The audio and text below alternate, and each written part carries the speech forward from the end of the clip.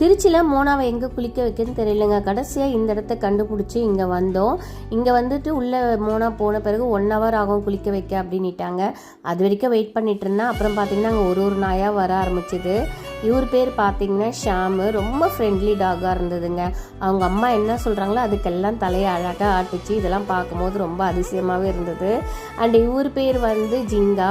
இவர் வந்து 1 வாரத்துக்கு முன்னாடி தான் ஹாஸ்பிட்டலில் அட்மிட் ஆகி போயிருக்காரு. அதனால் இன்றைக்கி வந்ததுலேருந்து ரொம்ப பயந்துக்கிட்டு ரொம்ப குவைட்டாக அவங்க அம்மா பக்கத்துலேயே இருந்தார். அண்டு இவங்க பேர் என்னன்னு தெரியல, நான் கேட்கல. ஏன்னா ரொம்ப உடம்பு முடியாமல் இருந்தா. இவ வந்து நிப்பில் வந்து பார்த்திங்கன்னா நிறைய கட்டி வந்துடுச்சு. பாவம் கஷ்டப்பட்டுட்டு இருந்தது. அதேமாரி இது கோல்டன் ரிட்ரைவர்னு நினைக்கிறேன். ஓவர் வெயிட் நடக்கவே முடியல. பாவம் பிள்ளைய தூக்கிட்டு தான் போனாங்க. ஸோ இந்த மாதிரி நாய்களை பார்க்கும்போது கொஞ்சம் கஷ்டமாகவும் இருந்தது.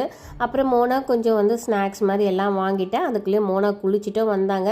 மேடமுக்கும் பயம் விட்டு போகலை. வா வெளியே போகலாம் அப்படின்ற மாதிரி நம்மளை கூப்பிட்டுட்டே இருந்தா. ஒரு வழியாக அங்கேருந்து கிளம்பிட்டோம்.